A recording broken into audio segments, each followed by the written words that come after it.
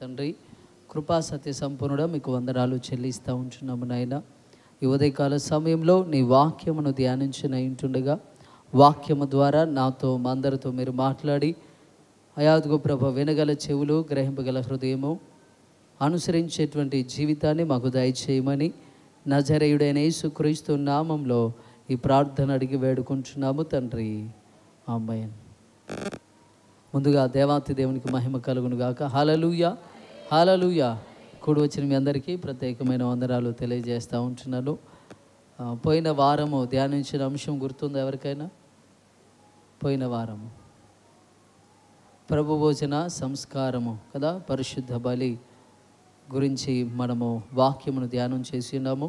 ఈరోజు మనకి ఇవ్వబడినటువంటి అంశము బహుళత్వము, సమానత్వము, ఇచ్చిపుచ్చుకొను విశ్వాసము. ఇచ్చిపుచ్చుకొను విశ్వాసము. దేవుని బిడ్డలారా, విశ్వాసం అంటే బహుళ మతముల మధ్యలో మనం ఉన్నాం. భారతదేశము అనేక మతముల యొక్క సముదాయం. భారతదేశంలో వివిధ మతములు ఉన్నవి, వివిధ విశ్వాసములు ఉన్నవి, వివిధ దేవుని బిడ్డలారా విశ్వాసాలు, మతములు, శాఖలు కలిగినటువంటి వాటిని మనము చూస్తూ ఉంటున్నాం. ఇన్ని మతములు కలిగినటువంటి ఈ దేశంలో, అనేక రకాలైన విశ్వాసములు కలిగినటువంటి ఈ దేశంలో మనము ఇచ్చిపుచ్చుకొని విశ్వాసము కలిగి ఉండాలని వాక్యము ఈరోజు మనతో మాట్లాడనయ్యున్నది. దేవుని బిడ్డలారా, చదువుకున్నటువంటి మొదటి పాఠంలో యోనా గ్రంథాన్ని మీరు పరిశీలనగా చదివినట్లయితే, యోనా గ్రంథం అంతా కూడా నినివే రక్షణను గురించి, నినివేని రక్షించడానికి దేవుడు ఏర్పాటు చేసుకున్న యోనాను గురించి వ్రాయబడి ఉన్నది. ఈ నినివే ప్రజలు అష్షూరు ప్రజలు. నినివే అష్షూరు రాజ్యమునకు రాజధాని.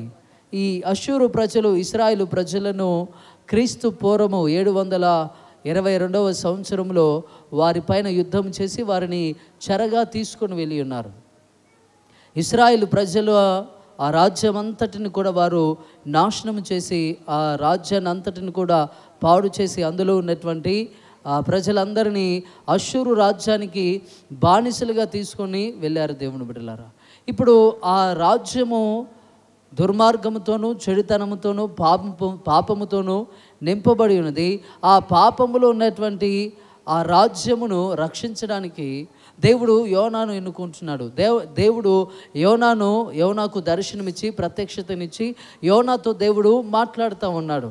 యోనా, నీవు నినివే పట్టణానికి వెళ్ళి నినివేకు రాబోతున్నటువంటి 40 దినముల్లో రాబోతున్నటువంటి దేవుని ఉగ్రతను గురించి ప్రకటించమని చెప్పినప్పుడు నినివే పట్టణానికి వెళ్ళడం యోనాకు ఇష్టం లేదు. నినివే పట్టణ ప్రజలను రక్షించబడడం యోనాకి ఇష్టం లేక యోనా ఏం చేస్తున్నాడంటే, దేవుని సన్నిధిని విడిచి దేవుని సన్నిధిలో నుండి వెళ్ళిపోయాడు. దేవుని యొక్క మాటకు లోబడకుండా ఆయన నినివే పట్టణానికి వెళ్ళకుండా తర్షీషు పట్టణానికి వెళ్ళడానికి సిద్ధపడుతూ ఉన్నాడు. దేవుని బిడ్డలారా, తర్షీషు పట్టణానికి వెళ్ళడానికి ఆయన సిద్ధపడి ఓడైకి వెళ్ళిపోతున్నట్లుగా మనం చూస్తూ ఉంటున్నాం. ఆ తర్వాత మీకు తెలుసు, అక్కడ ఆ ఓడలో, ఆ పడవలో ప్రయాణం చేస్తున్నప్పుడు గాలి సముద్రంపై గాలి, తర్వాత తుఫాను వచ్చినప్పుడు ఆ సముద్రంలో ఆ ఓడ మునిగిపోతున్నటువంటి పరిస్థితుల్లో అక్కడ జరిగిన సంఘటనలన్నీ కూడా మీకు తెలుసు. దేవుని బిడ్డలారా, ఆయన అంటే దేవుని చిత్తానికి వ్యతిరేకంగా వెళ్తున్నప్పుడు, దేవుని మార్గమును, దేవుని సన్నిధిని విడిచి ఇంకొక మార్గంలో ప్రయాణం చేస్తున్నప్పుడు ఆయనకు శ్రమ వచ్చింది, ఆయనకు కష్టం వచ్చింది. ఏ విధము చేతనైనా దేవుడు యోనాను నినివే పట్టణానికి పంపించడానికి అక్కడ శ్రమ తీసుకుని వచ్చినట్లుగా మనం చూస్తూ ఉంటున్నాం. ఆ శ్రమలో ఆ తర్వాత అతన్ని సముద్రంలో పడవేసినప్పుడు పెద్ద మత్స్యం వచ్చి, తిమింగలం వచ్చి అతన్ని మిరింగివేసినట్లుగా, ఆ సముద్ర గర్భంలోనే ఆ చేప కడుపులో ఉండే ఆయన ప్రార్థన చేసినట్లుగా, విజ్ఞాపన చేసినట్లుగా మనం 2వ అధ్యాయంలో మనం చూస్తూ ఉంటాం. 3వ అధ్యాయంలో ఆయన అంటే 3వ అధ్యాయంలో దేవుని బిడ్డలారా, ఆ నినివే పట్టణ సముద్రపు ఒడ్డుకు వెళ్ళి, ఆ చేప వెళ్ళి, ఆ మత్స్యం తిమింగలం వెళ్ళి ఆయనను కక్కినప్పుడు, ఆయనను విడిచిపెట్టినప్పుడు ఆ యోనా ఆ నినివే పట్టణంలో ప్రయాణం చేస్తూ ఉంటాడు. ఆ పట్టణం ఎంత గొప్పదంటే మీరు చూసినట్లయితే 3వ అధ్యాయం 3వ వచనంలో, కాబట్టి యోనా లేచి యెహోవా సెలవిచ్చిన ఆజ్ఞ ప్రకారము నినివే పట్టణమునకు పోయెను. నినివే పట్టణము దేవుని దృష్టికి గొప్పదై 3 దినముల ప్రయాణమంతా పరిమాణము గల పట్టణము. దేవుని బిడ్డలారా, ఆ నినివే పట్టణం ఎంత పెద్ద పట్టణం, ఎంత గొప్ప పట్టణం అంటే మనుషుల దృష్టిలో కాదు కానీ యెహోవా దృష్టిలో, దేవుని దృష్టికి గొప్పదై 3 దినముల ప్రయాణం అంతా పరిమాణము గలది. అంటే ఈ చివరి నుండి ఆ చివరికి వెళ్ళాలంటే 3 దినములు ప్రయాణం చేయాలి. అంత గొప్ప పట్టణంలో యోనా ఏం చేస్తున్నారంటే, వారు శత్రువులు కాబట్టి, అంటే అష్షూరు రాజు, అష్షూరు ప్రజలే ఇశ్రాయేలు రాజ్యాన్ని నాశనం చేశారు కాబట్టి, ఇశ్రాయేలు రాజ్యాన్ని పాడు చేశారు కాబట్టి, ఇశ్రాయేలీలు అనేకులు చనిపోవడానికి, యుద్ధములో అనేక మంది యవనస్తులు పట్టబడడానికి, అసలు ఇశ్రాయేలు రాజ్యం అంతా నిర్మూలన చేయబడడానికి అష్షూరు రాజు తన ప్రజలే కారణం కాబట్టి, తన ప్రజలను బట్టి, అంటే ఇశ్రాయేలు ప్రజల యొక్క నాశనమును బట్టి యోనా నినివే పట్టణానికి వెళ్ళకూడదు అనుకున్నాడు. వెళ్ళిన తర్వాత కూడా సంపూర్ణమైనటువంటి దైవ చిత్తాన్ని చేయడం లేదు. 3 దినములు ప్రయాణం చేయాలి. కానీ యోనా ఏం చేస్తున్నాడు అంటే 4వ వచనంలో 1 దిన ప్రయాణమే చేశాడు. 1 దినము ఎంత ప్రయాణం చేయగలడో అంతవరకు ప్రయాణం చేస్తూ దేవుని యొక్క ఉగ్రతను గురించి ప్రకటించాడు. 4వ వచనంలో మీరు చూస్తున్నట్లయితే, యోనా ఆ పట్టణంలో 1 దిన ప్రయాణం అంత దూరము సంచరించుచు ఇక 40 దినములకు నినివే పట్టణము నాశనమగునని ప్రకటన చేశాడు. దేవుని బిడ్డలారా, ఆ వ్యక్తి యోనా ఆ నినివే పట్టణంలో 1 దిన ప్రయాణం చేసి ఇంకా 40 దినములో దేవుని ఉగ్రత రాబోతూ ఉంది. దేవుడు ఈ పట్టణాన్ని నాశనం చేయబోతూ ఉన్నాడు. ఈ పట్టణంలో బలత్కారము, ఈ పట్టణంలో చెడుతనము, ఈ పట్టణంలో అక్రమము, ఈ పట్టణంలో అవినీతి విస్తరించున్నది, పాపము విస్తరించున్నది. కాబట్టి దేవుడు 40 రోజుల తర్వాత ఈ పట్టణాన్ని నాశనం చేయబోతూ ఉన్నాడు. మరి ఎందుకు ఈ యోనా సువార్త, అంటే ఈ యోనా దేవుని యొక్క మాటను ప్రకటిస్తూ ఉన్నారంటే, వారికి 40 దినములు అవకాశం ఇవ్వబడింది. 40 దినములు వారి జీవితాన్ని మార్చుకోవడానికి, వారి బ్రతుకును మార్చుకోవడానికి, వారి తలంపులు మార్చుకోవడానికి, వారిలో ఉన్నటువంటి చెడుతనమును విడిచిపెట్టడానికి, వారిలో దేవునికి ఆయాసముగా ఉన్నటువంటి ప్రతి దానిని విడిచిపెట్టడానికి వారికి 40 రోజుల ముందుగా స్వార్థ ప్రకటించబడింది. 40 రోజుల ముందుగా దేవుని యొక్క ఉగ్రతను గురించి ప్రకటించడం జరిగింది. ఇప్పుడు 1 రోజు ప్రయాణం అంతా తిరిగి సువార్త ప్రకటించాడు. దేవుని ఉగ్రతను గురించి ప్రకటించినప్పుడు అక్కడ ఉన్నటువంటి ప్రజల ద్వారా రాజు ఆ విషయాన్ని తెలుసుకొని, దేవుని బిడ్డలారా, అక్కడ గనులు మొదలుకొని చూడండి 6వ వచనంలో, నినివే పట్టణపు వారు దేవుని యందు విశ్వాసముంచి ఉపవాస దినము చాటించి గనులేమి అల్పులేమి అందరూ గోనె పట్ట కట్టుకొనిరి. ఆ సంగతి నినివే రాజునకు వినబడినప్పుడు అతడును తన సింహాసనం మీద నుండి దిగి తన రాజ్య వస్త్రములు తీసివేసి గోనె పట్ట కట్టుకొని బూడిదలో కూర్చుండెను. మరియు రాజైన తానును ఆయన మంత్రులను ఆజ్ఞేయగా, ఒకవేళ దేవుడు మనస్సు త్రిప్పుకొని పశ్చాత్తాప్తుడై మనము లయము కాకుండా తన కోపాగ్ని చల్లార్చుకొనును గనుక మనుషులు ఏదియు పుచ్చుకొనకూడదు, పశువులు కానీ ఎద్దులు కానీ గొర్రెలు కానీ మేత మేయకూడదు, నీళ్లు త్రాగకూడదు. మనుషులందరూ తమ దుర్మార్గములను విడిచి తాము చెయ్యు బలత్కారమును మానువేయవలెను. మనుషులేమి పశువులేమి సమస్తమును గోనె పట్ట కట్టుకొనవలెను. జనులు మనపూర్వకముగా దేవుని వేడుకొనవలెను అని దూతలు నినివే పట్టణములో చాటించి ప్రకటన చేసిరి. హల్లెలూయా. దేవుని బిడ్డలారా, ఇక్కడ రాజు దేవుని యొక్క ఉగ్రతను గురించి తెలుసుకొని ఆజ్ఞ ఇస్తూ ఉన్నాడు. నినివే పట్టణ ప్రజలారా, మీరందరూ కూడా గోనె పట్టలు ధరించుకోనండి.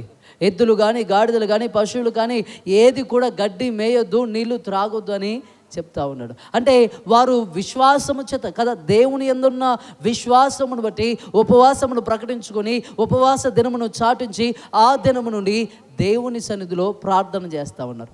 ఆ దినము నుండి దేవుని సన్నిధిలో విజ్ఞాపనలు చేస్తూ ఉన్నారు. అయ్యా, మా జీవితాలలో మేము చేసిన పాపములు క్షమించండి, మా అతిక్రమమును క్షమించండి, మా దోషమును క్షమించండి, మా పాపమును క్షమించండి, మా చెడుతనమును క్షమించమని వారు ప్రార్థన చేస్తూ ఉన్నారు. ప్రార్థన చేయడం మాత్రమే కాదు దేవుని బిడ్డలారా, అక్కడ చెడును మానుకొనినట్లుగా మనుషులందరూ తమ దుర్మార్గములను విడిచి తాము చేయు బలత్కారమును మానివేయవలను, చెడును మానుకోవాలని 10వ వచనంలో కూడా మనం చూస్తూ ఉంటున్నాం. అంటే వారు ఉపవాసం ఉండడం మాత్రమే కాదు, అన్నపానములు మరిచి దేవుని మందిరంలో గడపడం మాత్రమే కాదు, వారు చేసినటువంటి కదా గత కాలములో చేసినటువంటి కదా చెడుతనము మరలా చేయకుండా, పాపము మరలా చేయకుండా, అతిక్రమము మరలా చేయకుండా, దోషములు మరలా చేయకుండా, అజ్ఞానముగా మరలా జీవించకుండా ఈ ప్రజలు తమ జీవితాలను మార్చుకున్నారు, తమ హృదయాలను మార్చుకున్నారు, తమ తలంపులను మార్చుకున్నారు. దేవునికి ఆయాసం కలిగించేది ఏదైతే ఉందో, దేవుని నామమును కదా దూషణ పాలు చేసేదిగా, దేవుని యొక్క నామమునకు ఆటంకంగా ఏ పాపములు అయితే వాళ్ళకు ఉన్నాయో, లేకపోతే దేవునికి కోపము పుట్టించే పాపములు వారు ఏమేమైతే చేశారో వాటన్నింటిని కూడా విడిచిపెట్టి దేవుని సన్నిధిలో ప్రార్థన చేస్తున్నారు. విశ్వాసము చేత దేవుని సన్నిధిలో మొరపెడుతున్నట్లుగా మనం చూస్తూ ఉంటున్నాం. ఆ ప్రార్థన విన్నటువంటి దేవుడు 10వ వచనంలో, ఈ నినివే వారు తమ చెడు నడతలను మానుకొనగా వారు చేయుచున్న క్రియలను దేవుడు చూచి పశ్చాత్తాప్తుడై వారికి చేయుదునని తాను మాట ఇచ్చిన కీడు చేయక మానెను. హల్లెలూయా. దేవుని బిడ్డలారా, ఉపవాస ప్రార్థన, విశ్వాసంతో వారు చేసిన ఉపవాస ప్రార్థన కేవలం ప్రార్థన మాత్రమే కాదు, వారు క్రియలు మార్చబడ్డాయి, వారి జీవితము మార్చబడింది. ఈ రోజున మనలో చాలామంది ఉపవాసంలో ఉండి ప్రార్థన చేస్తారు, కానీ వారి చెడు నడతలు మానుకోరు, వారు చేయుచున్న క్రియలు మానరు. వారు చేస్తున్నటువంటి అంటే దేవునికి విరోధముగా చేసేటువంటి పనులు మానుకోకుండా ఉపవాసములు ఉండేటువంటి వారు మీరు చూస్తూనే ఉన్నారు. మీ చుట్టూ ఉన్నటువంటి వారు, మీతో ఉన్నటువంటి వారు అందరూ అనేకులు ఉపవాసం ఉంటున్నారు, కానీ చెడును విసర్జించడం లేదు, పాపమును మానడం లేదు, తమ క్రియలను మార్చుకోవడం లేదు. వారు దేవుని ఎరిగిన బిడ్డలు కాదు, అన్యజనులు, దేవుని ఎరగనటువంటి, దేవుడు ప్రేమ తెలియనటువంటి అన్యజనులైనటువంటి నినివే వారు ఒక్కసారి ప్రకటించబడిన వార్తకు, దేవుని ఉగ్రతకు భయపడి వారు తమ జీవితాలను మార్చుకున్నారు. వారికి ఉన్నటువంటి పాపపు ఆలోచనలన్నింటినీ మార్చుకొని ప్రతి దినము దేవుని సన్నిధిలో ప్రార్థించారు. దేవుని బిడ్డలారా, వారు అంగీకరించబడ్డారు, వారి ప్రార్థన అంగీకరించబడింది, వారి క్రియలు అంగీకరించబడ్డాయి. తర్వాత మీరు చూసినట్లయితే దేవుడు వారికి కీడు చేయటం మానిన తర్వాత ఇప్పుడు యోనా మాట్లాడుతూ ఉన్నాడు. 4వ అధ్యాయం 1వ వచనంలో, యోనా దీనిని చూచి బహు చింతాక్రాంతుడై కోపగించుకొని, యెహోవా, నేను నా దేశమందుండగా ఇట్లు జరుగునని నేను అనుకొంటిని కదా, అందువలననే నీవు కటాక్షమును జాలియును బహుశాంతమును అత్యంత కృపగల దేవుడివై ఉండి పశ్చాత్తాపపడి కీడు చేయక మానుదువని నేను తెలుసుకొని దానికి ముందుగానే తర్షీషునకు పారిపోతుని. దేవుని బిడ్డలారా, ఒక దేవుని బిడ్డ అయ్యుండి దేవుని ఎరిగినటువంటి ఈ యోనా తలంపులు, యోనా ఆలోచనలు మీరు చూడండి. వారేమో తమ జీవితాలను మార్చుకొని, బ్రతుకును మార్చుకొని, ఆలోచనలు మార్చుకొని, పాపమును విడిచిపెట్టి చెడు క్రియలు దుష్కార్యమంతటిని మానివేసి దేవునికి ప్రార్థన చేసి దేవుని అనుగ్రహాన్ని పొందుకొని, దేవుని కృపను పొందుకొని రక్షించబడితే వారిని చూసి, దేవా, ఇందువలనే నేను తర్షీషుకు పారిపోయాను. ఎందుకు ఆయన పారిపోతున్నాడంటే, ఒకవేళ నేను ప్రకటన చేస్తే వారు మారు మనసు పొంది దేవుని వైపు తిరిగితే, దేవుడు అత్యంత కృప కలిగిన దేవుడు, క్షమించేటువంటి దేవుడు, కటాక్షించేటువంటి దేవుడు, కృప చూపించే దేవుడు. కాబట్టి నేను వారికి సువార్త ప్రకటించొద్దని నేను తర్షీషుకు పారిపోయాను. అంటే జనులు రక్షించబడడం, నినివే ప్రజలు రక్షణ పొందడం యోనాకు ఇష్టం లేదు. ఎందుకంటే వారు యోనాకు శత్రువులు, ఇశ్రాయేలు ప్రజలకు, ఇశ్రాయేలు రాజ్యమునకు శత్రువులు. కాబట్టి వారు రక్షించబడడం యోనాకు ఇష్టం లేదు. అందుకే నేను పారిపోయాను అంటున్నాడు. ఎందుకు నువ్వు ఇలా మాట్లాడుతున్నావని ప్రభు మాట్లాడితే ఎందుకు నువ్వు కోపడుతున్నావు అంటే, నేను బ్రతుకుట కంటే చచ్చుట మేలు, యెహోవా నన్ను బ్రతుకనీయక చంపుమని దేవునికి ప్రార్థన చేస్తాను. అంటే వారి రక్షణను చూసి, వారి మార్పును చూసి, వారు దేవుని యొక్క కృపను పొందుకోవడాన్ని చూసి ఈ యోనా దేవుని యొక్క ప్రేమను ప్రకటించాలి, దేవుని పోలి నడుచుకోవాల్సిన యోనా అంటున్నాడు, బ్రతకడం కంటే నేను చచ్చుట మేలు. వారు రక్షించబడ్డారు కదా. నా శత్రువులు వారిని బట్టి నా దేశం పాడైపోతే ఇప్పుడు వారు నిన్ను బట్టి వారు జీవిస్తూ ఉన్నారు, నిన్ను బట్టి వారు బ్రతికి ఉన్నారు, నిన్ను బట్టి వారు కదా కృప పొందుకొని ఉగ్రత పాలు కాకుండా తప్పించబడ్డారు. నేను వారి క్షేమం చూడడం కంటే నేను చనిపోవడమే మేలు. ఎందుకు యోనా ఇంతగా మరి ఎందుకు ఇలా కోపపడుతున్నావంటే, కోపపడుట న్యాయం అంటే దేవునితో మాట్లాడకుండా వెళ్ళిపోయి ఈ పట్టణం ఎప్పుడు నాశనం అవుతుందా అని పట్టణానికి ఎదురుగా వెళ్ళి ఆ తూర్పు వైపున ఒక పందిరి వేసుకుని అక్కడుండి చూస్తూ ఉన్నారు ఏం జరుగుతుందో. ఎప్పుడు వారు పాపం చేస్తే ఎప్పుడు దేవుడు వారిని కదా అగ్ని గంధకముల చేత కాల్చివేస్తాడు, ఎప్పుడు వారిని నాశనం చేస్తాడని ఆయన పందిరి వేసుకొని ఆ పందిరి కింద ఎదురు చూస్తూ ఉన్నాడు. వారి నాశనాన్ని కోరుకుంటున్నాడు దేవుని బిడ్డల. దేవుడు వెంటనే ఒక రాత్రిలోనే ఒక సొర చెట్టును పుట్టించాడు. ఆ సొర చెట్టు అంతా కూడా ఆ పందిరి నింపింది. ఆ ఎండకు వస్తున్నటువంటి ఆ వేడి ఎంత మాత్రం కూడా యోనాకు తగలకుండా కదా సొర చెట్టు అంతా కూడా పందిరిని నింపింది. ఎంతో చల్లటి వాతావరణంలో చుట్టంతా వేడి ఉంది, కానీ పందిరి అయితే చల్లగా ఉంది. ఆయన అయితే చల్లటి వాతావరణాన్ని అనుభవిస్తూ ఉన్నాడు. ఇప్పుడు దేవుడు ఒక పురుగును పంపించి ఆ పురుగు ద్వారా ఆ సొర చెట్టు ఎండిపోయినట్లు చేశాడు.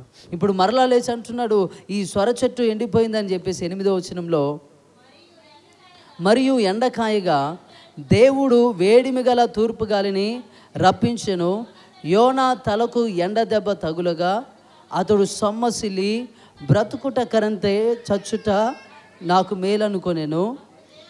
అప్పుడు దేవుడు, ఈ సొర చెట్టును గురించి నువ్వు కోపించుట న్యాయమా అని యోనాను అడుగుగా, యోనా ప్రాణము పోవునంతగా కోపించుట న్యాయమే అనెను. దేవుని బిడ్డలారా, దేవుడు అంటున్నాడు, ఏంటి యోనా ఈ సొర చెట్టు గురించి నీవెంత బాధపడుతున్నావు?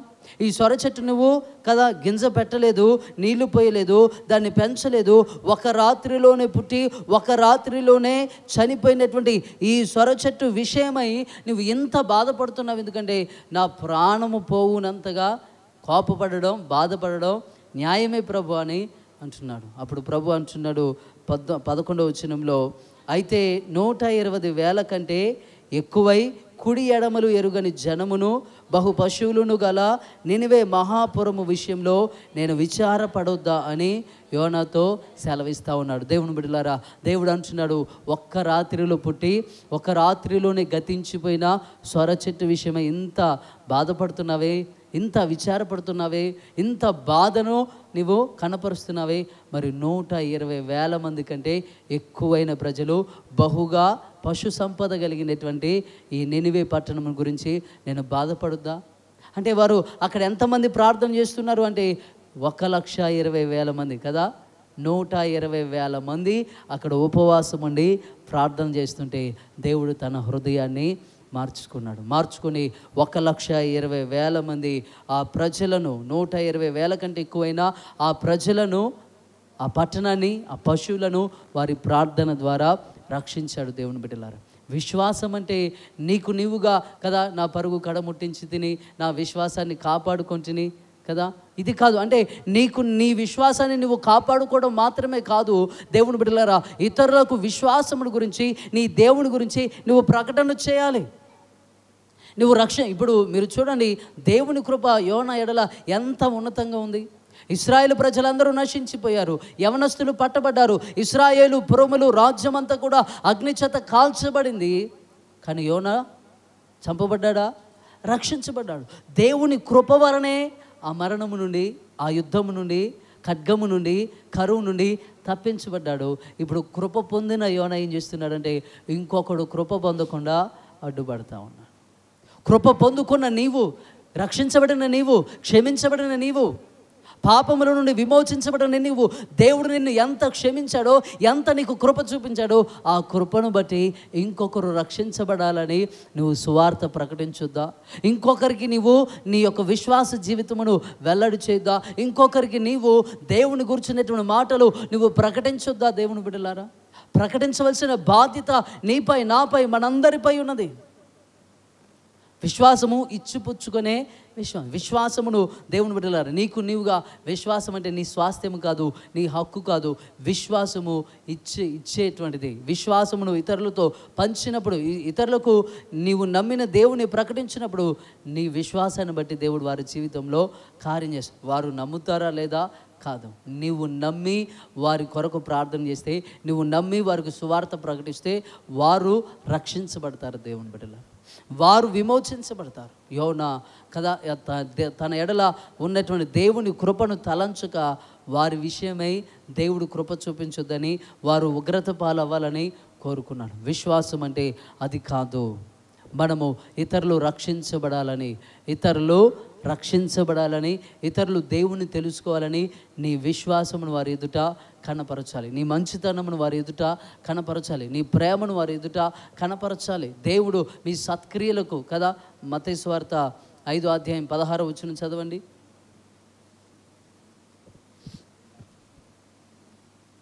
మత్తయి సువార్త 5:16. మనుషులు మీ సత్క్రియలను చూసి పరలోకమందున మీ తండ్రిని మహిమపరుచున్నట్లు వారి ఎదుట మీ వెలుగు, మీ సత్క్రియలనే వెలుగును ప్రకాశింపచేయండి అని వాక్యం సెలవిస్తూ ఉంది. ఇప్పుడు విశ్వాసం అంటే అనుదిన ప్రార్థనలు, విజ్ఞాపన ప్రార్థనలు, ఉపవాసాలు కదా, లేకపోతే సంపూర్ణ రాత్రి ప్రార్థనలు, ఆదివారం ప్రార్థనలు మాత్రమే కాదు. విశ్వాస జీవితం అంటే అనుక్షణము కూడా నీ సత్క్రియలను కదా, నీ సత్క్రియలనే వెలుగును ఇతరులకు ప్రకాశింపచేయాలి. ఇతరుల ఎదుట నీ సత్క్రియలు, ఇతరులు నీ సత్క్రియలు చూసినప్పుడు, నీ నడవడిక చూసినప్పుడు, నీ ప్రవర్తన చూసినప్పుడు, నీ మాటలు చూసినప్పుడు, విశ్వాస సహితమైనటువంటి నీ ఆత్మీయ జీవితాన్ని చూసినప్పుడు, వారు కూడా వాక్యము లేకుండానే వారు కూడా మందిరానికి నడిపించబడతారు. వారు కూడా దేవుణ్ణి తెలుసుకుంటారు. దేవుని బిడ్డలారా, యోనా వలె మీరు ఉండకండి, యోనా వలె మీరు ప్రవర్తించకండి. దేవుని బిడ్డలారా, మనం ఎలా అంటే మన విశ్వాసమును ప్రకటించేవారుగా. ఒకవేళ ప్రకటించే పరిస్థితి, ఒకవేళ ప్రకటించే ధైర్యం నీకు లేకపోతే, నీ జీవితాన్ని బట్టి వారు రక్షించబడాలి. నిన్ను చూసి వారు ప్రభువును తెలుసుకోవాలి. దేవుని బిడ్డలారా, నిన్ను చూసి. దేవుని బిడ్డలారా, మీకు తెలుసు సమరయ స్త్రీ కదా, ఆమె ప్రకటించడానికి ఏమీ లేదు. ఇదిగో నేను చేసినవన్నీ నాతో చెప్పిన క్రీస్తుని మీరు చూడండి అని చెప్పింది. ఆ ఒక్క మాటే చెప్పింది ఆమె. కానీ గతంలో ఉన్న ఆమె జీవితానికి, తర్వాత ఉన్న ఆమె జీవితానికి మార్పును చూసి వాళ్ళు గ్రామం అంతా కూడా ప్రభు దగ్గరకు నడిపించబడింది. ఇప్పుడు వాళ్ళు అంటున్నారు ఆమెతో, యేసు ప్రభు వారికి వాక్యం చెప్పిన తర్వాత ఆ గ్రామ ప్రజలు అంటున్నారు, సమరయ ప్రాంత ప్రజలు, అమ్మా నువ్వు చెప్పిన దాన్ని బట్టి కాదు, మేము వినిన దాన్ని బట్టి ఈయన లోకరక్షకుడని మేము ఒప్పుకుంటున్నాం. హల్లెలూయా. దేవుని బిడ్డలారా, మన క్రియలు, మన యొక్క ప్రవర్తన విశ్వాస సంబంధమైనదై ఉండాలి. అట్టి క్రియలు, అట్టి ప్రవర్తన చూసిన వారు ఇంకొకరు దేవుని యందు విశ్వాసం ఉంచడానికి, ఇంకొకరు యేసుక్రీస్తునందు విశ్వాసం ఉంచి రక్షణ పొందుకోవడానికి నీ క్రియలు, నీ ప్రవర్తన అవసరమై ఉన్నది. ఫిలిప్పు జీవితంలో మీరు చూస్తే అపోస్తల కార్యముల గ్రంథము 8:26 నుండి మీరు చూసినట్లయితే అక్కడ ఒక వ్యక్తిని మనం చూస్తూ ఉంటాం, నపుంసకుడు. అతడు ఇథియోపియా దేశం నుండి యెరూషలేముకు వెళ్ళి ఆరాధన చేసి కదా, చక్కగా ఆయన వెళ్ళాలనుకున్నాడు, బలులు ఇవ్వాలనుకున్నాడు, కానుక ఇవ్వాలనుకున్నాడు, అర్పణ ఇవ్వాలనుకున్నాడు. అన్నీ ఆయన మొక్కుబళ్ళన్నీ యెరూషలేములో చెల్లించి తిరిగి ఇథియోపియా వెళ్ళిపోతూ ఉన్నాడు. ఇథియోపియా వెళ్తూ ఉంటే అప్పుడు ప్రభువు ఫిలిప్పుతో మాట్లాడి, ఆత్మ ద్వారా, పరిశుద్ధాత్మ దేవుడు మాట్లాడి ఆ రథము దగ్గరకు పంపించాడు. ఆ రథము దగ్గరకు వెళ్ళినప్పుడు 29వ వచనంలో, అప్పుడు ఆత్మ ఫిలిప్పుతో, నీవు ఆ రథము దగ్గరకు పోయి దానిని కలుసుకొనమని చెప్పాను.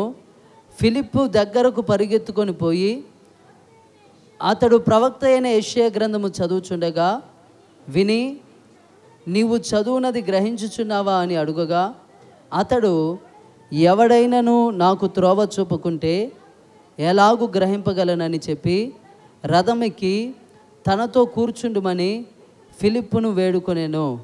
చాలండి. దేవుని బిడ్డలారా, నువ్వు చదువుతున్నది గ్రహించుచున్నావా అని ప్రశ్నిస్తూ ఉన్నాడు. అప్పుడు ఆ సమయంలో యెషయా గ్రంథం 53 అధ్యాయంలో వ్రాయబడిన ఆయన క్రీస్తు మరణమును గురించినటువంటి శ్రమ, శోధన, రాబోతున్నటువంటి శ్రమను గురించి చదువుతూ ఉన్నాడు. కానీ గ్రహించేటువంటి స్థితిలో ఆయన లేడు. గ్రహించగలిగినటువంటి ఆత్మీయ జ్ఞానము లేదు దేవుని బిడ్డలారా. ఇప్పుడు ఫిలిప్పు వెళ్ళి ఆయనకు సువార్త ప్రకటిస్తూ ఉన్నాడు. ఫిలిప్పు వెళ్ళి యేసు క్రీస్తుని గురించినటువంటి మాటలు బోధిస్తూ ఉన్నాడు. చూడండి 34వ వచనంలో, అప్పుడు నపుంసకుడు, ప్రవక్త ఎవనిని గూర్చి ఇలాగు చెప్పుచున్నాడు? తన్ను గూర్చియా వేరొకని గూర్చియా? దయచేసి నాకు తెలుపుమని ఫిలిప్పును అడిగాను. అందుకు ఫిలిప్పు నోరు తెరచి ఆ లేఖనమును అనుసరించి అతనికి యేసును గూర్చిన సువార్త ప్రకటించను. దేవుని బిడ్డలారా, ఆ రథముల మీద కూర్చున్నటువంటి ఆ నపుంసకునికి ఈ ఫిలిప్పు వెళ్ళి సువార్త ప్రకటించాడు. యేసును గూర్చినటువంటి సువార్తను, వాక్యాన్ని అనుసరించి సువార్త ప్రకటించబడినప్పుడు ఆయన జీవితం మార్చబడింది, ఆయన బ్రతుకు మార్చబడింది. వెళ్తున్న మార్గంలోనే ఇంకా వాక్యం ప్రకటించబడుతూనే ఉంది. కానీ ఆ నపుంసకుడు అంటున్నాడు, నీళ్లు కనబడగాని ఇదిగో నీళ్ళు, నాకు బాప్తిస్మం ఇచ్చుటకు ఆటంకం ఏంటి అని అడుగుతూ ఉన్నాడు. అప్పుడు అంటున్నాడు 37వ వచనంలో, ఫిలిప్పు, నీవు పూర్ణ హృదయముతో విశ్వసించిన ఎడల పొందవచ్చునని చెప్పాను.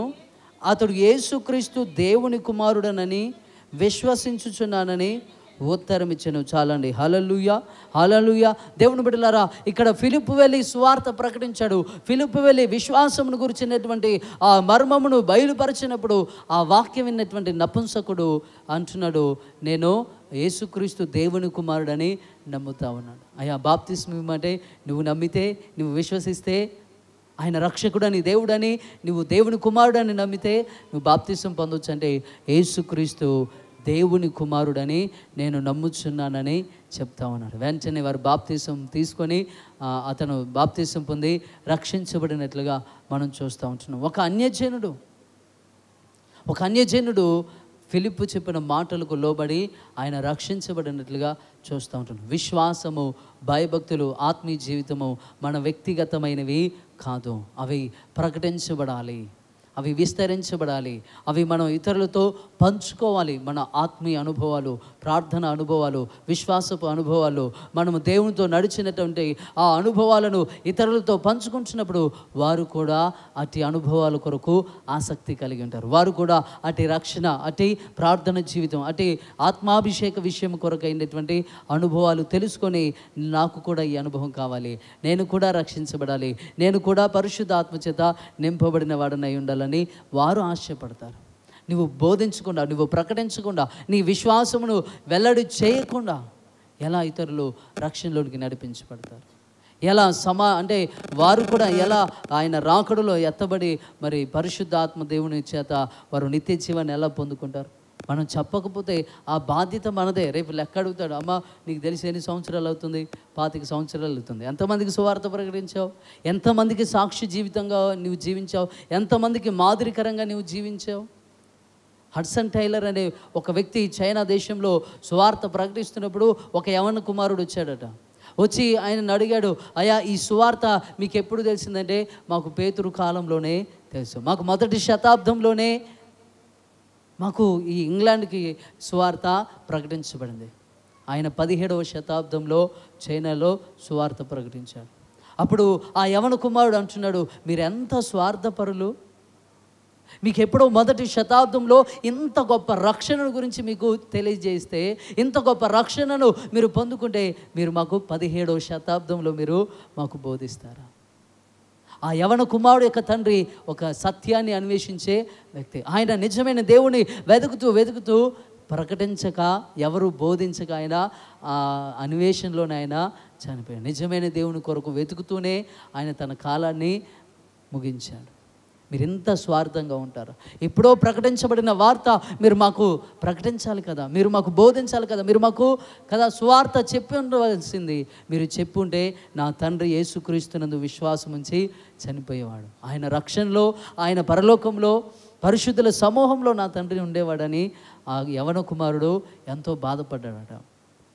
అప్పుడు హడ్సన్ టైలర్ అనేటువంటి ఆ మిషనరీ ఏం చేశాడంటే చైనా దేశాన్ని భాగాలుగా విభజించి, ఇప్పుడు మనం రాష్ట్రాలు జిల్లాలు అనుకుంటున్నాం కదా, దానిని అంటే ఆత్మీయంగా ఆయన భాగాలుగా విభజించి ప్రాంతాలకు హడ్సన్ టైలర్ దగ్గర ఉన్నటువంటి సేవకులను విభజించి వారిని పంపించాడు. నువ్వు పలానా ప్రాంతంలో సువార్త చెప్పు, పలానా ప్రాంతంలో వాక్యం ప్రకటించు, పలానా ప్రాంతంలో ప్రార్థన జరిగించాడు. చైనా మొత్తాన్ని ఆయన సువార్త చేత నింపాడు దేవుని. ఇప్పటికీ క్రైస్తవులు చైనాలో ఉన్నారు, రహస్య క్రైస్తవులు ఉన్నారు. ఎన్ని దాడులు జరిగినా క్రైస్తవ్యం క్రీస్తును ఎరిగిన బిడలో వెనకడుగు వేయరు. నీవు నేను ప్రకటించకపోవడం మన యొక్క తప్పు. ప్రకటించవలసిన బాధ్యత మనపై ఉన్నది. ఒక మంచి సమాజం ఉండాలంటే, సమాజ నిర్మాణం జరగాలంటే అది కేవలం క్రీస్తు ద్వారా మాత్రమే జరుగుతుంది. క్రీస్తు మాత్రమే సమాజ నిర్మాణము చేయగలిగినటువంటి దేవుడు. ఉన్నవారిని లేనివారిని ఒకే దృష్టితో చూడగలిగిన దేవుడు ఎవరు అంటే ఈ లోకంలో ప్రభు అయిన యేసుక్రీస్తు మాత్రమే. ఆయనను నువ్వు ప్రకటించాలి. నపుంసకుడు అన్యజనుడని విడిచిపెట్టలేదు. అన్యజనుడని ఆయనకు సువార్త ప్రకటించకుండా లేదు దేవుని బిడ్డలారా. ఆయనకు సువార్త ప్రకటించడానికి పరిశుద్ధాత్మ దేవుడే ఫిలిప్పును నడిపించినట్లుగా వాక్యము తెలియచేస్తూ ఉంది. అక్కడేమో శరీర సంబంధి అయిన యోనా ప్రకటించడానికి వెళ్ళలేదు, ఇక్కడ ఆత్మ సంబంధి అయిన ఫిలిప్పు వెళ్ళి చక్కగా ప్రకటించాడు. శరీర సంబంధి వెళ్ళి ప్రకటించిన, ఆత్మ సంబంధి వెళ్ళి ప్రకటించిన కార్యం జరిగించేది దేవుడు. హల్లెలూయా, హల్లెలూయా. అక్కడ శరీర సంబంధి వెళ్ళాడు, రక్షించబడ్డారు కదా వాళ్ళు.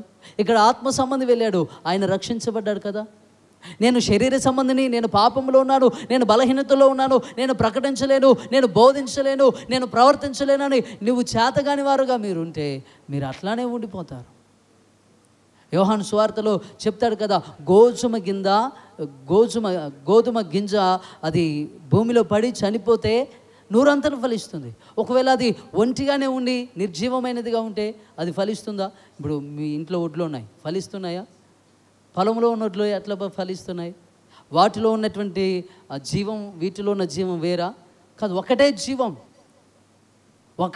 కానీ అవి మట్టిలో ఉన్నవి, నీళ్లు తగులుతూ ఉన్నవి, సూర్యరశ్మి తగులుతూ ఉంది కాబట్టి అవి చక్కగా మొలకెత్తి ఫలిస్తూ ఉన్నవి. ఇవేమో మట్టిలో పడలేదు, నీళ్ళ చేత తడపబడలేదు, సూర్యరశ్మి వాటి మీద పడట్లేదు కాబట్టి అవి మొలకెత్తడం లేదు. నువ్వు వడ్లు అంటే నీ గుమ్మిలో ఉంటే, నువ్వు అలాగే ఉంటే, నువ్వు ప్రకటించకుండా ఉంటే నువ్వు అలాగే మిగిలిపోతావు. కానీ నువ్వు ప్రభు కొరకు జీవించి చూడు. నువ్వు బలహీనుడువైనా బలహీనురాలువైనా, నీకు శక్తి ఉన్నా లేకపోయినా, నీవు ప్రకటించాలని ఆశ నీలో ఉంటే శక్తి చేత కాదు, బలము చేత కాదు, తన ఆత్మ ద్వారా నిన్ను వాడుకుంటాడు. తన ఆత్మ బలమును నీకు సమృద్ధిగా ఇచ్చి బలపరిచి నిన్ను తన పరిచర్యలో వాడుకో. సేవకుడే ప్రకటించాలని కాదు, ప్రతి విశ్వాసి, ప్రతి బాప్తిసం తీసుకున్న ప్రతి ఒక్కరూ కూడా ఆయనను గూర్చినటువంటి విశ్వాసపు మాటలను ఇతరులకు పంచాలి. వారిద్దరూ ప్రకటించారు, అక్కడ అనేకులు మార్చబడ్డారు. అక్కడ నినివే పట్టణ ప్రజలు రక్షించబడ్డారు, ఇక్కడ ఆ నపుంసకుడు రక్షించబడినట్లుగా మనం చూస్తూ ఉంటున్నాం. చదువుకున్న సువార్త భాగంలో మత్తయి సువార్త 22వ అధ్యాయంలో 8వ వచనం ఒకసారి చదవండి. అప్పుడు అతడు పెండ్లి విందు సిద్ధంగా ఉన్నది కానీ పిలువబడిన వారు పాత్రులు కారు. చాలండి. ఇక్కడ ఒక రాజు అంటే ఇది పరలోక రాజ్యమును గురించినటువంటి మర్మము, పరలోక రాజ్యమును గురించినటువంటి ఉపమానమును గురించి ఇక్కడ మనం చూస్తే, అక్కడ ఒక రాజు అంటే దేవునికి గుర్తుగా, దేవునికి సూచనగా ఉన్నాడు. ఇప్పుడు ఆ రాజు ఏం చేస్తున్నాడంటే విందు సిద్ధపరిచి పిలువబడిన వారి దగ్గరకు పని వాళ్ళను పంపిస్తూ ఉన్నాను. నేను ఆల్రెడీ వాళ్ళందరిని పిలిచాను, ఇప్పుడు విందు సిద్ధంగా ఉన్నది, వాళ్ళని రమ్మని చెప్పు అంటే పనివారు వెళ్తే చాలామంది ఏం చేస్తున్నారంటే పనివారిని అపహాస్యం చేసిన వారు చూస్తూ ఉంటున్నాం కదా. మీరు చూసినట్లయితే అక్కడ 5వ వచనం చదవండి. వారు లక్ష్యము చేయక ఒకడు తన పొలమునకు మరి ఒకడు తన వర్తకమునకును వెళ్ళిరి. తక్కిన వారు అతని దాసులను పట్టుకొని అవమానపరిచి చంపిరి. దేవుని బిడ్డలారా, ఇక్కడ ఆ లోకము అంటే ఆ గ్రామము, ఆ పట్టణము లోకానికి సాదృశ్యంగా ఉన్నది. ఇప్పుడు ఆ రాజు లేకపోతే ఆ దేవుడు ఏం చేస్తున్నాడంటే తన పనివారిని విందు కొరకు పిలవడానికి లోకంలోనికి పిలువబడిన వారి యొద్దకు పంపించినప్పుడు ఆ పనివారిని ఏం చేస్తున్నారు? అవమానపరుస్తూ ఉన్నారు, చంపుతూ ఉన్నారు కదా. నాకు పని ఉంది, నేను పనికి వెళ్తాను కదా. ఈరోజు ఎంతమంది పనికి వెళ్ళారు? వెళ్తారు. నేను వ్యాపారం చేయాలి, వ్యాపారానికి వెళ్తారు కదా. నాకు ఫంక్షన్ ఉంది ఈరోజే, ఫంక్షన్కి వెళ్ళాలి. ఈరోజు నేను హాస్పిటల్లో పలానా వాళ్ళు ఉన్నారు, వాళ్ళని చూసి రావాలి. ఎవరి పనుల మీద వారు వెళ్తూ ఉన్నారు. ఉన్నవాళ్ళు కూడా ఏం చేస్తున్నారు? చెప్పిన మాట వినకుండా కదా, చెప్పిన మాట వినకుండా వచ్చినటువంటి పని వారిని అవమానపరిచి చంపారు. రాజుకు బహు కోపం వచ్చి ఆ ఊరిలోనికి వెళ్ళి ఆ ఊరిలో ఉన్న వారందరినీ సంహరించి దానిని కాల్చివేసినట్లుగా, ఆ పట్టణాన్ని కాల్చివేసినట్లుగా మనం చూస్తూ ఉంటాం. ఇప్పుడు రాజు అంటున్నాడు, పెండ్లి విందు సిద్ధంగా ఉన్నది కానీ పిలువబడిన వారు పాత్రులు కారు. దేవుని బిడ్డలారా, దేవుడు మనలను పిలిచాడు, దేవుడు మనలను ఏర్పాటు చేసుకున్నాడు. మనం పాత్రులముగా ఉన్నామా? పాత్రులుగా, యోగ్యులుగా, అర్హులుగా మనం ఉన్నాం. ఊరికి పోయిన వాళ్ళు అంటే పోయారు, పనికి వెళ్ళిన అంటే వెళ్ళారు, ఫంక్షన్లకు పోయిన వాళ్ళు పోయారు. ఇప్పుడు ఉన్నటువంటి మనము మరి చెప్పినటువంటి వాక్యానుసారంగా జీవించే స్థితిలో పాత్రులుగా ఆ విందుకు కదా, ఆ విందుకు వెళ్ళడానికి, విందులో కూర్చోడానికి ఆ యోగ్యత కలిగిన వారముగా, పాత్రులముగా మనం ఉన్నామా? ఆ విందు ఈరోజు జరిగేది కాదు, రేపు జరిగేది కాదు. పెండ్లి విందు, గొర్రెపిల్ల వివాహ మహోత్సవము, 7 ఏళ్ళు విందు జరుగుతుంది. ఆ విందు కదా, ఆ విందుకు నువ్వు నేను ఉండాలి. ఆ విందులో మనము పాలు పొందుకోవాలి. ఆ సంతోషంలో, ఆ ఆనందంలో పాలు పొందుకోవాలి. పిలువబడిన వారు పాత్రులు కారు. అప్పుడు ప్రభు అంటున్నాడు 9వ వచనం, కనుక రాజ్య మార్గములకు పోయి మీకు కనబడిన వారిని అందరినీ పెండ్లి విందుకు పిలువుడని తన దాసులతో ఆ దాసులు రాజ్య మార్గములకు పోయి చెడ్డవారినేమి మంచివారినేమి తమకు కనబడిన వారిని అందరినీ పోగు చేసిరి. గనుక విందుకు వచ్చిన వారితో ఆ పెండ్లిశాల నిండెను. దేవుని బిడ్డలారా, ఇక్కడ 2 రకాలుగా అంటే మనం ఆలోచన చేస్తే, మొదట పిలువబడిన వారు ఎవరంటే అబ్రహాము సంతానం.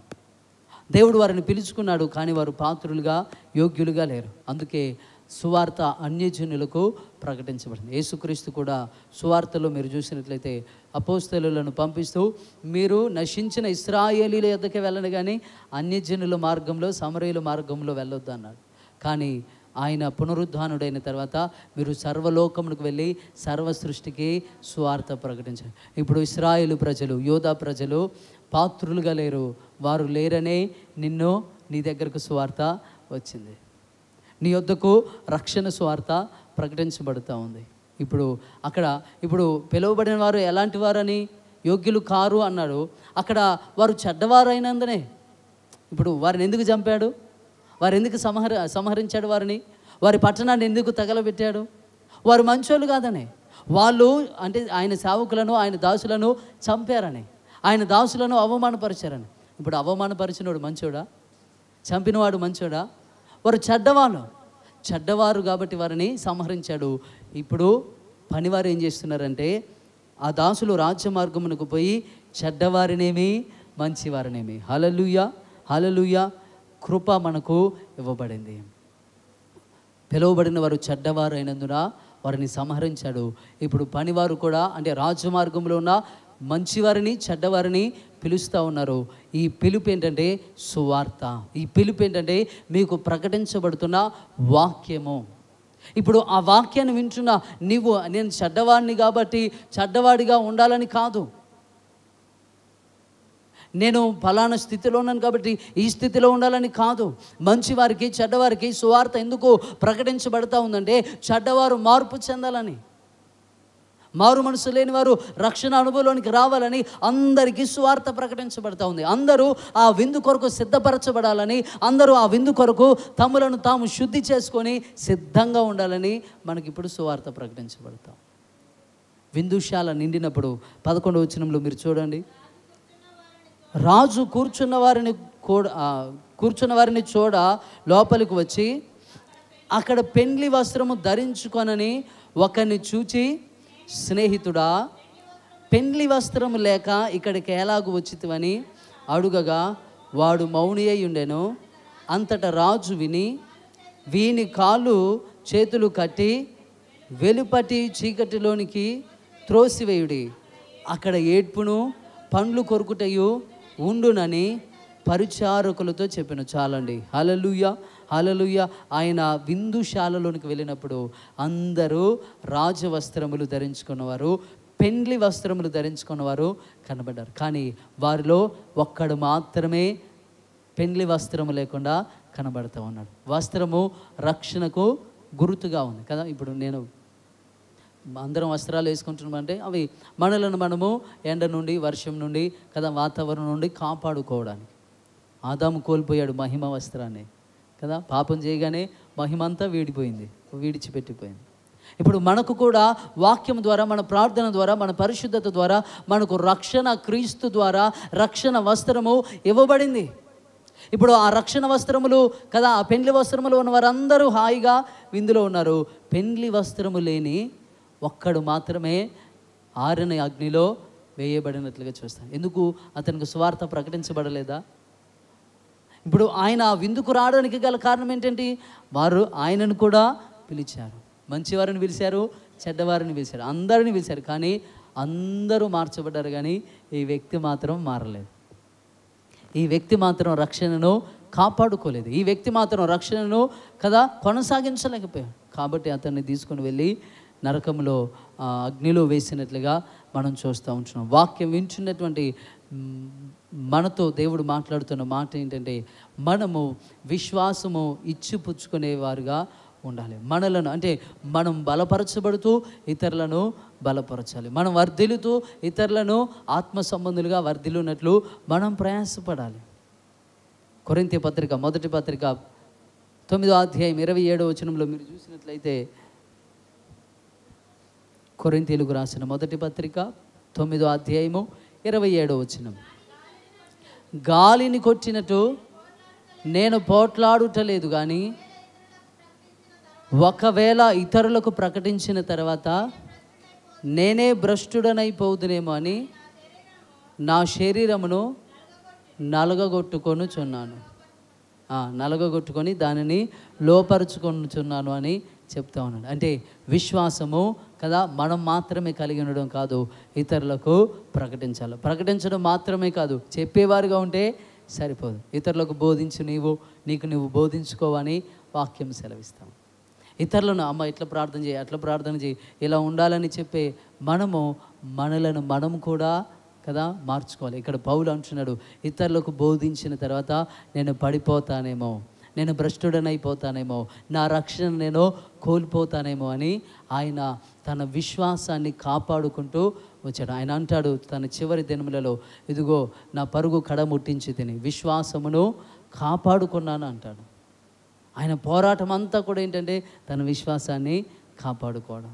ఇతరులను కదా పౌలు ఎంత పరిచర్య చేశాడు. 14 పత్రికలు రాశాడు, 3 మిషనరీ ప్రయాణాలు, ఒకసారి రోమా ప్రయాణం, ఎన్ని సంఘాలు ఆయన స్థాపించాడు. టర్కీ దేశం అంతా కూడా ఇప్పుడు పౌలు సువార్త ప్రకటించిన దేశం, క్రైస్తవ దేశం అది. దేవుని బిడ్డలారా, వాక్యం వింటున్న నీవు నేను కదా, మనము మన విశ్వాసాన్ని ప్రభువు నుండి పొందుకున్నాము. ప్రభు కృప వలన మనం విశ్వాసులుగా, ఆత్మీయులుగా పిలువబడుతున్నాం. ఇప్పుడు మన నడవడికను బట్టి, మన ప్రవర్తనను బట్టి మనము ఇతరులను రక్షణలోనికి నడిపించాలి. మనము వారికి యేసుక్రీస్తుని గురించిన సాక్ష్యాన్ని ప్రకటించాలి. యేసుక్రీస్తుని గురించినటువంటి వాక్యాన్ని వారికి ప్రకటించాలి. నీకు వాక్యం తెలియదు అనుకోండి, నీకు తెలిసి నీవు నీ జీవితంలో దేవుడి ద్వారా పొందుకున్న ఆ మేలును నా దేవుడు ఇలా చేశాడు, ఇలా అద్భుతం జరిగించాడు, మేము ప్రార్థన చేస్తే ఈ కార్యములు జరిగాయని నీవు అన్యజనులు ఎదుట నీ సాక్ష్యాన్ని చెప్తే నీలో కార్యం జరిగించిన దేవుడు వారిలో కూడా కార్యము జరిగిస్తాడు. నిన్ను రక్షించిన దేవుడు వారిని కూడా రక్షిస్తాడు. బహుళత్వము, సమానత్వము, ఇక్కడ ఉన్నటువంటి అనేకమైన కదా విశ్వాసాలు, మత ఆచారాల మధ్యలో ఉన్న మనము మన విశ్వాసాన్ని కాపాడుకుంటూ మన విశ్వాసమును ఇతరులతో ప్రకటించినప్పుడు కదా ప్రభు ఖచ్చితంగా వారిని రక్షణలోనికి నడిపిస్తాడు. అప్పుడు మనందరం కూడా సమానత్వంలో ఉంటాం. అందరము సమానముగా ఉండి చెడును విసర్జించిన పరిశుద్ధులుగా ఉంటాం. పరలోక రాజ్యంలో మనందరం కూడా ఆయనతో పాటుగా నివసిస్తాం. కాబట్టి మనందరం కూడా దేవుని బిడ్డలారా మన విశ్వాసమును ఇతరులతో పంచుకుంటూ క్రియల ద్వారా, మన మాటల ద్వారా, మన యొక్క జీవితం ద్వారా అనేకులను రక్షణలోనికి నడిపించుటకు పరిశుద్ధాత్మ దేవుడు తన కృప సహాయం దయచేయును గాక. ప్రార్థన. పరిశుద్ధుడ మహోన్నతుడ కృప కలిగిన తండ్రి, కృపా సత్య సంపూర్ణుడ మీకు వందనాలు చెల్లిస్తూ ఉంటున్నాము నాయన. ఈ ఉదయకాల సమయంలో వాక్యం ద్వారా నాతో మా అందరితో మీరు మాట్లాడినందుకై స్తోత్రాలు.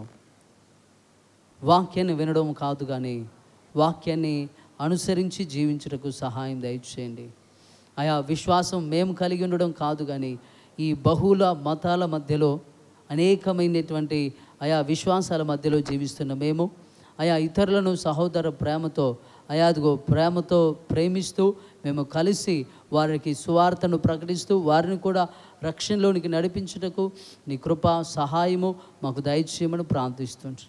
మేము శరీర సముద్రమైన, మేము ఆత్మ సముద్రమైన, మేము ఎట్టి వారమైనా సరే ప్రభువా ప్రకటించాలన్న ఆశ మాలో ఉంటే తప్పక మా ద్వారా కార్యములు జరిగించే దేవుడవు కాబట్టి నిర్లక్ష్యం చేయక అనుదినము మా సాక్ష్య జీవితాన్ని, మా విశ్వాస జీవితాన్ని, మా ఆత్మీయ భక్తి జీవితాలను ఇతరులతో పంచుకుంటూ ఒకరినొకరము బలపరుచుకుంటూ విశ్వాస జీవితంలో ముందుకు కొనసాగునట్లు కృపను దయచేయమని యేసుక్రీస్తు నామంలో ఈ ప్రార్థన అడిగి వేడుకుంటున్నాము తండ్రి.